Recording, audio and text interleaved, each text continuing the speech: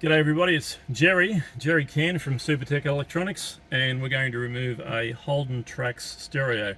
Common issue is the touchscreen stops responding in certain places or altogether. Now the tools you will need today for this job is a plastic spudger and a 7mm socket. Now the first section we're going to remove is this guy here.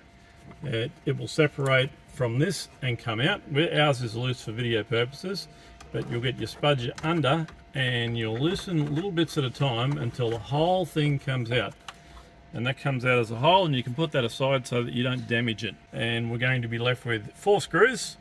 They're the 7mm screws we're going to remove the stereo. Okay, so now that you've got the surround off, there'll be 4 of these guys, little 7mm bolts. We'll need to remove all of those, and then the radio will come out.